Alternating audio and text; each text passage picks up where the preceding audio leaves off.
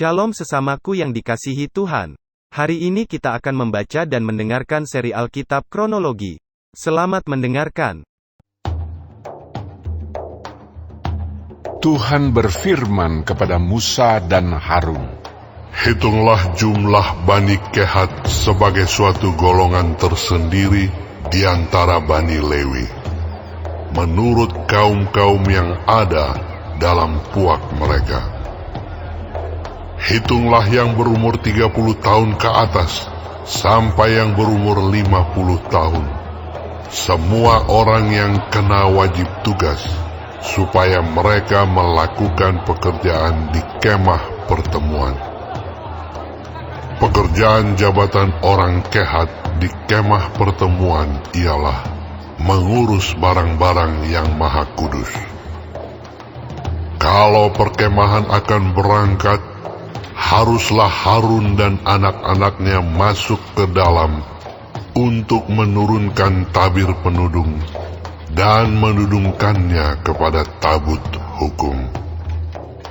Di atasnya mereka harus meletakkan tutup dari kulit lumba-lumba, dan di atasnya lagi mereka harus membentangkan sehelai kain yang seluruhnya ungu tua. Kemudian mereka harus memasang kayu-kayu pengusung tabut itu. Lagi pula di atas meja roti sajian, mereka harus membentangkan sehelai kain ungu tua, dan di atasnya mereka harus meletakkan pinggan, cawan, piala, dan kendi korban curahan. Juga roti sajian harus tetap ada di atasnya. Di atas semuanya itu, mereka harus membentangkan sehelai kain kirmizi, lalu menudungnya dengan tudung dari kulit lumba-lumba. Kemudian mereka harus memasang kayu-kayu pengusung meja itu. Lalu mereka harus mengambil sehelai kain ungu tua dan menudungkannya kepada kandil untuk penerangan dengan lampu-lampunya, sepit-sepit dan penadah-penadahnya, dan segala perkakas minyaknya yang dipakai untuk mengurus kandil itu. Dan mereka harus meletakkannya dengan segala perkakasnya ke atas tudung dari kulit lumba-lumba dan meletakkannya di atas usungan. Di atas mesbah dari emas itu, mereka harus membentangkan sehelai kain ungu tua dan menudunginya dengan tudung dari kulit lumba-lumba. Kemudian mereka harus memasang kayu-kayu pengusung mesbah itu.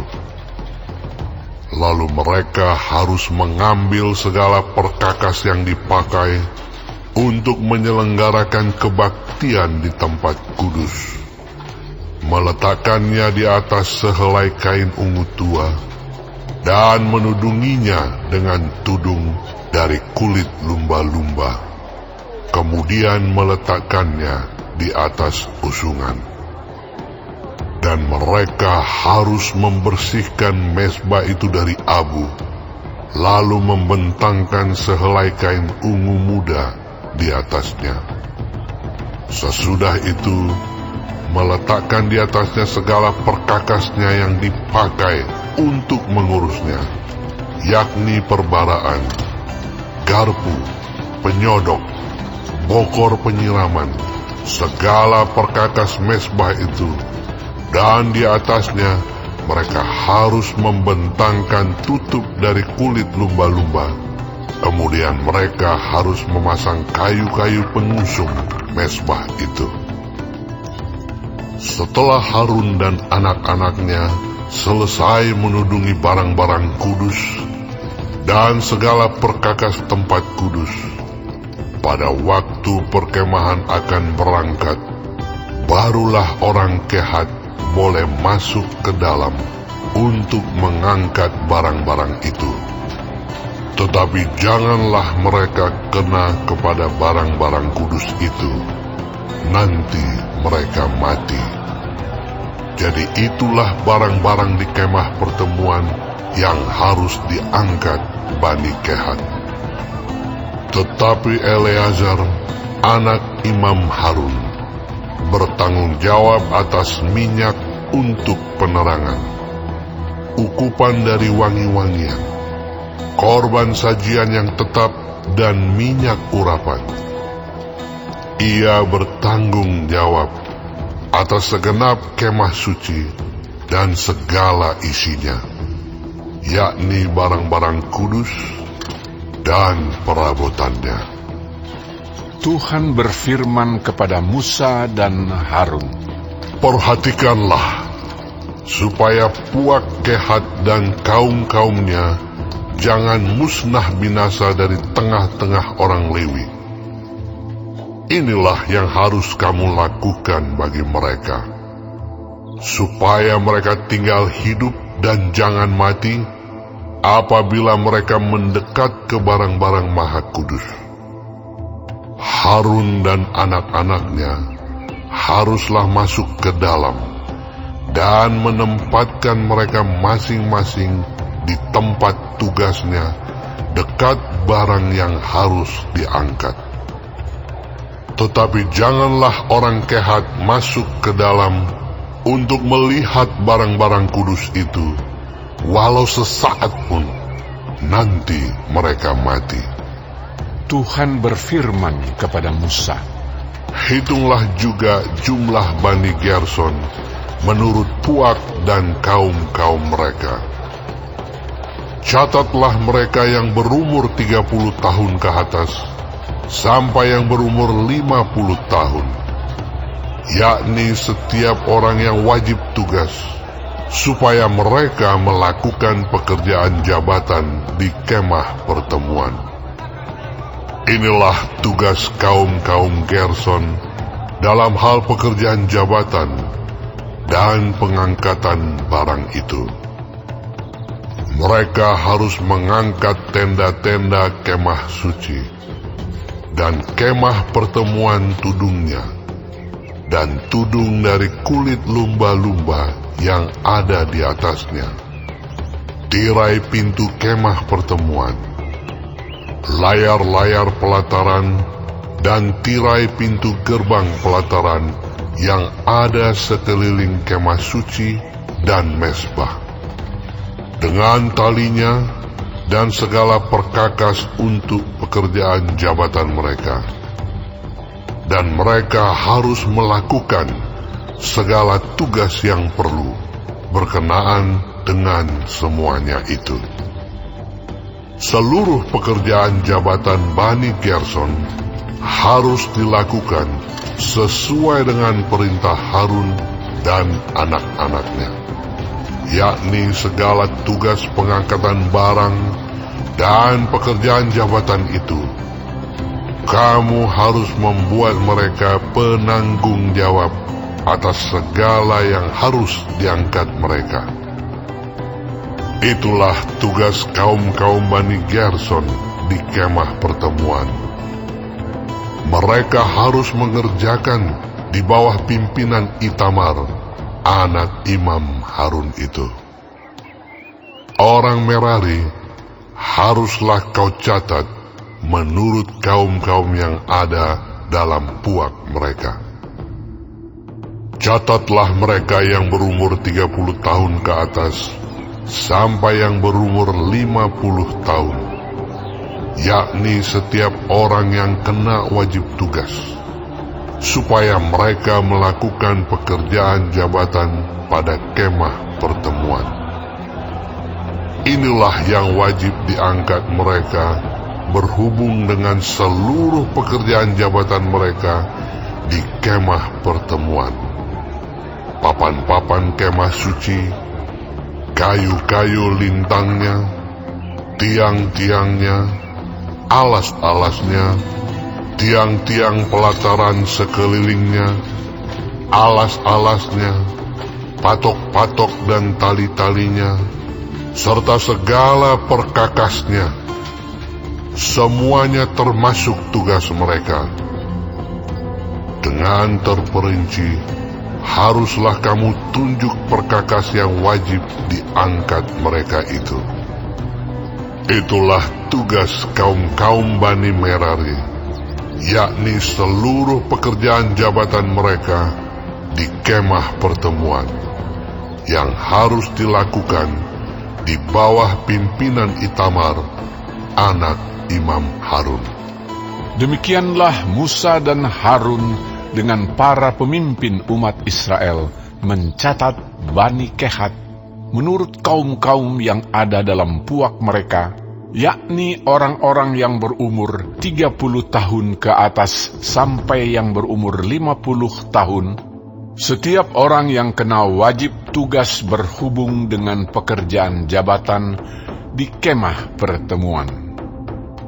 Maka jumlah pencatatan mereka menurut kaum-kaum mereka ada 2.750 orang.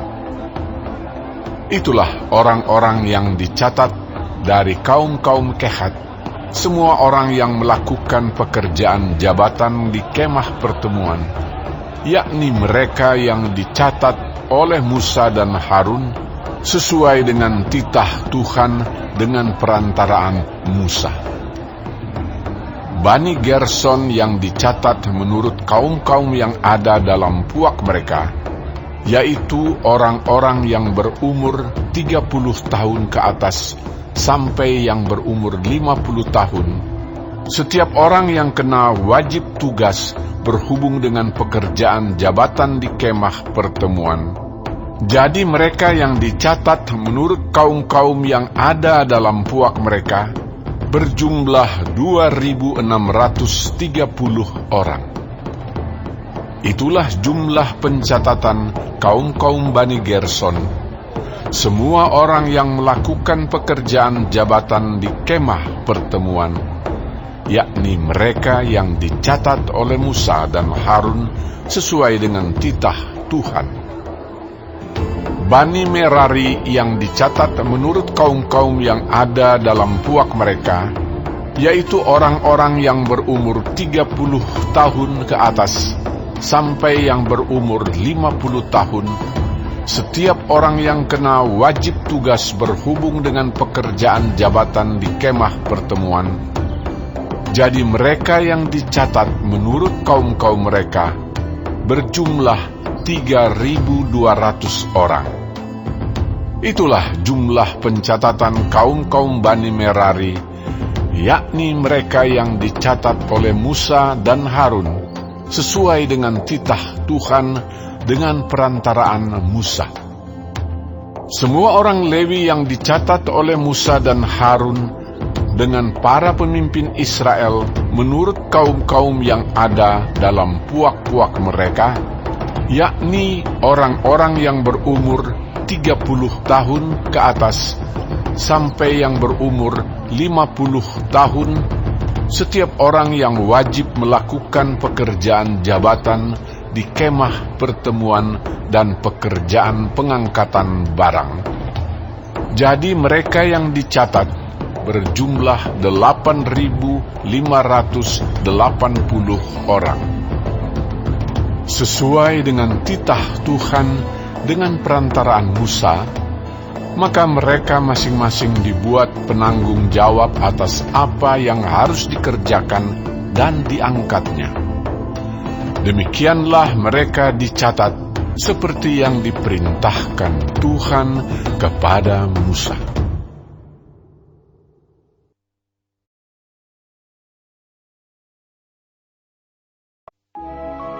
Tuhan berfirman kepada Musa, "Perintahkanlah kepada orang Israel, supaya semua orang yang sakit kusta, semua orang yang mengeluarkan lelehan, dan semua orang yang najis oleh mayat disuruh meninggalkan tempat perkemahan, baik laki-laki maupun perempuan.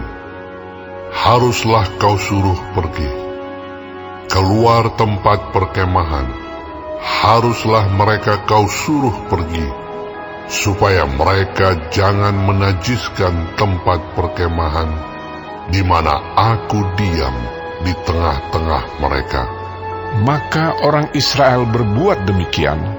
Mereka menyuruh orang-orang itu meninggalkan tempat perkemahan, seperti yang difirmankan Tuhan kepada Musa. Demikianlah diperbuat orang Israel. Tuhan berfirman kepada Musa, Berbicaralah kepada orang Israel, apabila seseorang, laki-laki atau perempuan, melakukan sesuatu dosa terhadap sesamanya manusia, dan oleh karena itu berubah setia terhadap Tuhan, sehingga orang itu menjadi bersalah, maka haruslah ia mengakui dosa yang telah dilakukannya itu, kemudian membayar tebusan sepenuhnya dengan menambah 1/5, lalu menyerahkannya kepada orang terhadap siapa ia bersalah.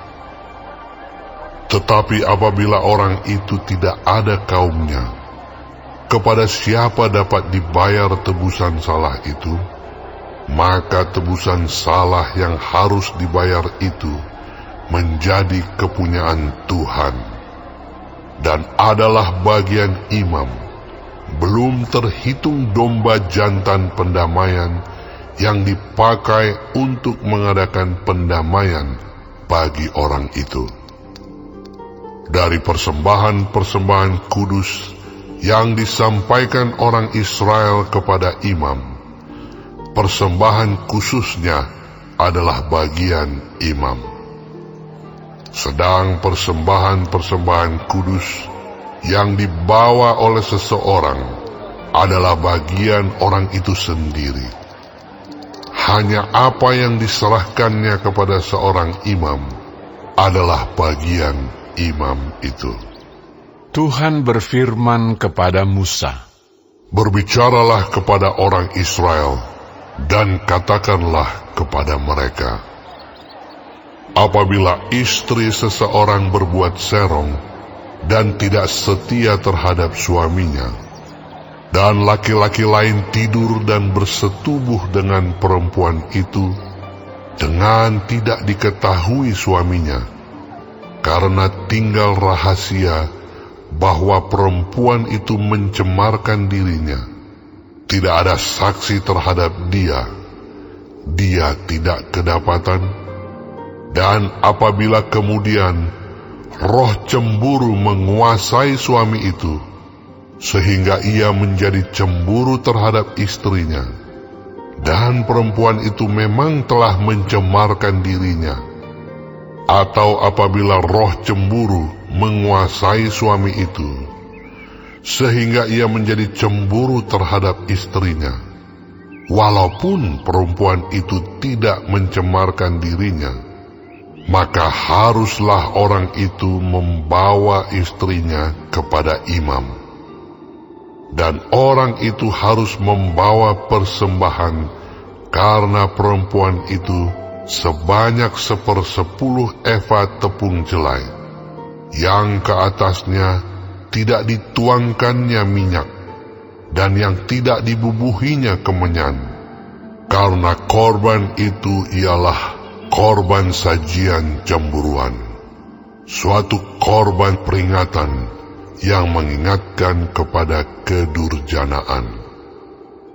Maka haruslah imam menyuruh perempuan itu mendekat dan menghadapkannya kepada Tuhan. Lalu imam harus membawa air kudus dalam suatu tempayan tanah. Kemudian harus memungut debu yang ada di lantai kemah suci dan membubuhnya ke dalam air itu.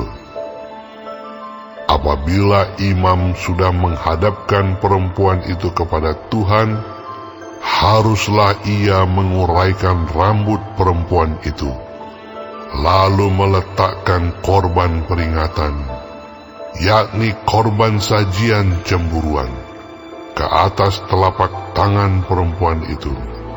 Sedang di tangan imam haruslah ada air pahit yang mendatangkan kutuk.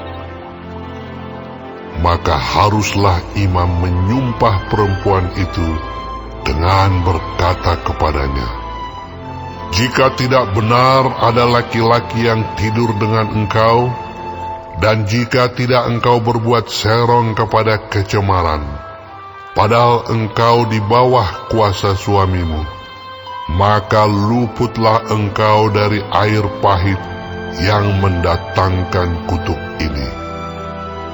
Tetapi jika engkau, padahal engkau di bawah kuasa suamimu, berbuat serong dan mencemarkan dirimu, oleh karena orang lain dari suamimu sendiri bersetubuh dengan engkau, dalam hal ini haruslah imam menyumpah perempuan itu dengan sumpah kutuk.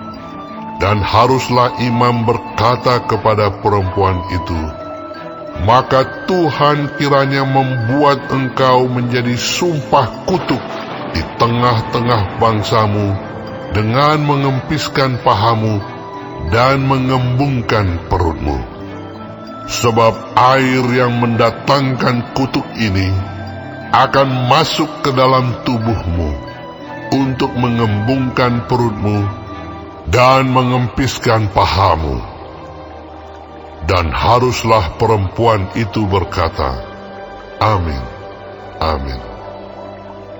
Lalu imam harus menuliskan kutuk itu pada sehelai kertas dan menghapusnya dengan air pahit itu. Dan ia harus memberi perempuan itu minum air pahit yang mendatangkan kutuk itu, dan air itu akan masuk ke dalam badannya dan menyebabkan sakit yang pedih. Maka haruslah imam mengambil korban sajian cemburuan dari tangan perempuan itu, lalu mengunjukkannya ke hadapan Tuhan dan membawanya ke mezbah. Sesudah itu haruslah imam mengambil segenggam dari korban sajian itu sebagai bagian ingat-ingatannya dan membakarnya di atas mezbah. Kemudian memberi perempuan itu minum air itu. Setelah terjadi demikian, apabila perempuan itu memang mencemarkan dirinya dan berubah setia terhadap suaminya, air yang mendatangkan sumpah serapah itu akan masuk ke badannya dan menyebabkan sakit yang pedih, sehingga perutnya mengembung dan pahanya mengempis. Dan perempuan itu akan menjadi sumpah kutuk di antara bangsanya. Tetapi apabila perempuan itu tidak mencemarkan dirinya, melainkan ia suci, maka ia akan bebas dan akan dapat beranak. Itulah hukum tentang perkara cemburuan, kalau seorang perempuan telah berbuat serong dan mencemarkan dirinya, padahal ia di bawah kuasa suaminya. Atau kalau roh cemburu menguasai seorang laki-laki, sehingga ia cemburu terhadap istrinya, ia harus menghadapkan perempuan itu kepada Tuhan, dan imam haruslah melaksanakan seluruh hukum ini kepada perempuan itu. Laki-laki itu akan bebas daripada salah, tetapi perempuan itu haruslah menanggung akibat kesalahannya.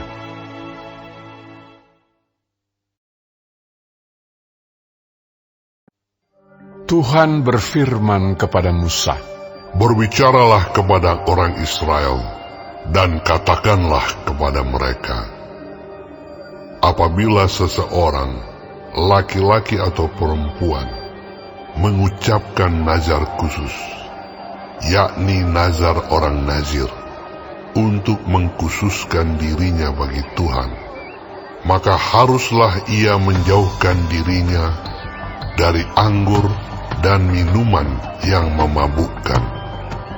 jangan meminum cuka anggur atau cuka minuman yang memabukkan, dan jangan meminum sesuatu minuman yang dibuat dari buah anggur, dan jangan memakan buah anggur, baik yang segar maupun yang kering.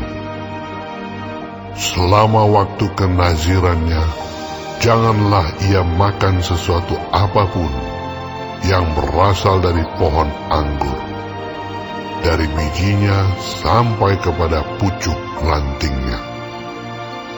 Selama waktu nazarnya sebagai orang nazir, janganlah pisau cukur lalu di kepalanya. Sampai genap waktunya ia mengkhususkan dirinya bagi Tuhan. Haruslah ia tetap kudus dan membiarkan rambutnya tumbuh panjang. Selama waktunya ia mengkhususkan dirinya bagi Tuhan, janganlah ia dekat kepada mayat orang. Bahkan apabila mati ayahnya ataupun ibunya, saudaranya laki-laki ataupun saudaranya perempuan, janganlah ia menajiskan dirinya kepada mereka, sebab tanda kenaziran bagi Allahnya ada di atas kepalanya. Selama waktu kenazirannya ia kudus bagi Tuhan. Tetapi apabila seseorang mati di dekatnya dengan sangat tiba-tiba, sehingga ia menajiskan rambut kenazirannya, maka haruslah ia mencukur rambutnya pada hari pentahirannya, yaitu pada hari yang ketujuh, haruslah ia mencukurnya. Pada hari yang kedelapan, haruslah ia membawa 2 ekor burung tekukur, atau 2 ekor anak burung merpati kepada imam, ke pintu kemah pertemuan. Maka haruslah imam mengolah yang seekor menjadi korban penghapus dosa, dan yang lain menjadi korban bakaran, dan mengadakan pendamaian bagi dia, oleh karena dia telah berdosa dengan berada dekat mayat. Pada hari itu juga ia harus menguduskan kepalanya dan mengkhususkan waktu kenazirannya bagi Tuhan. Ia harus membawa seekor domba jantan berumur 1 tahun menjadi korban penebus salah. Hari-hari yang sudah lewat dianggap batal karena rambut kenazirannya telah menjadi najis. Dan inilah hukum tentang seorang nazir. Apabila waktu kenazirannya genap, ia harus dibawa ke pintu kemah pertemuan, dan ia harus mempersembahkan sebagai persembahannya kepada Tuhan seekor domba jantan berumur 1 tahun yang tidak bercela untuk korban bakaran, dan seekor domba betina berumur 1 tahun yang tidak bercela untuk korban penghapus dosa, dan seekor domba jantan yang tidak bercela untuk korban keselamatan. Juga sebakul roti yang tidak beragi, yakni roti bundar dari tepung yang terbaik, yang diolah dengan minyak, dan roti tipis yang tidak beragi diolesi dengan minyak, serta dengan korban sajian dan korban-korban curahannya. Lalu haruslah imam membawa semuanya itu ke hadapan Tuhan dan mengolah korban penghapus dosa dan korban bakarannya. Domba jantan itu haruslah diolahnya sebagai korban keselamatan bagi Tuhan, beserta sebakul roti yang tidak beragi itu. Juga haruslah imam mengolah korban sajian dan korban curahannya. maka haruslah orang nazir itu mencukur rambut kenazirannya di depan pintu kemah pertemuan, lalu mengambil rambut kenazirannya itu dan melemparkannya ke dalam api yang di bawah korban keselamatan. Imam haruslah mengambil paha depan domba jantan itu sesudah dimasak, dan satu roti bundar yang tidak beragi dari dalam bakul, dengan satu roti tipis yang tidak beragi, lalu meletakkannya ke atas telapak tangan orang nazir itu. Setelah orang ini mencukur rambut kenazirannya, kemudian haruslah imam mengunjukkan semuanya itu ke hadapan Tuhan sebagai persembahan unjukan. Semuanya itu menjadi bagian kudus bagi imam, beserta dada persembahan unjukan, dan beserta paha persembahan khusus. Sesudah itu, barulah boleh orang nazir itu minum anggur. Itulah hukum tentang orang nazir yang menazarkan persembahannya kepada Tuhan berdasarkan kenazirannya, belum dihitung apa yang ia mampu mempersembahkan di samping itu, sesuai dengan bunyi nazar yang diikrarkannya. Demikianlah harus dilakukannya berdasarkan hukum tentang kenazirannya. Tuhan berfirman kepada Musa, Berbicaralah kepada Harun dan anak-anaknya. Beginilah harus kamu memberkati orang Israel. Katakanlah kepada mereka, Tuhan memberkati engkau dan melindungi engkau. Tuhan menyinari engkau dengan wajah-Nya dan memberi engkau kasih karunia. Tuhan menghadapkan wajah-Nya kepadamu dan memberi engkau damai sejahtera. Demikianlah harus mereka meletakkan namaku atas orang Israel, maka aku akan memberkati mereka.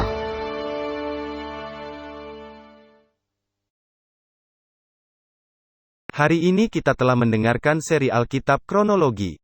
Tuhan Yesus memberkati.